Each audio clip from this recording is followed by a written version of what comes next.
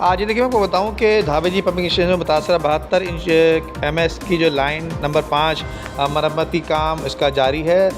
Karachi water corporation کے ترجمان کے مطابق دھابے جی پمپنگ اسٹیشن پر متاثرہ 72 انچ ایم ایس کی جو لائن ہے، لائن نمبر 5 کا مرمتی کام جو ہے وہ بتایا جاتا ہے کہ مکمل کر لیا گیا۔ لائن نمبر 5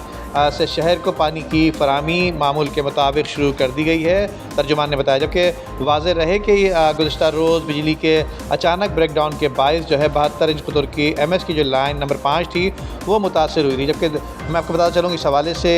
کہ جبکہ دوسری جانب جو ہے ہب پمپنگ اسٹیشن پر 34 گھنٹے بعد بجلی بحال ہو گئی ہے، اور رات بھر جو ہے واٹر کارپوریشن اور کے الیکٹرک کے عملے کے مشترکہ کوششوں کے بعد جو ہے بجلی کی سپلائی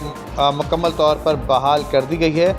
جبکہ شہر کو ہب پمپنگ اسٹیشن اور لائنوں سے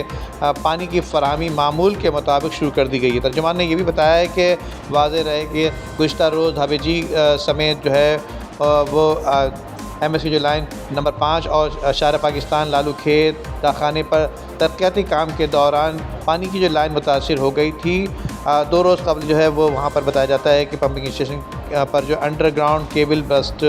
ہونے کے باعث پمپنگ اسٹیشن کی بجلی منقطع ہو گئی تھی، جبکہ لائنوں کے متاثر ہونے کے اور بجلی منقطع ہونے کے باعث شہر کے مختلف علاقوں میں پانی کی فراہمی جو ہے وہ متاثر ہوئی تھی۔ ترجمان نے یہ بتایا کہ مرمت کا کام مکمل ہونے کے بعد صورتحال